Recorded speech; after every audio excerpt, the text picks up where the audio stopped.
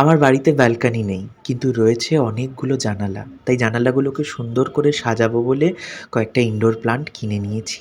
কিনে নিয়ে আঁকাতে গিয়েছিলাম, আর আঁকাতে থেকে এখন ফিরছি হলো বাড়িতে টোটো করে।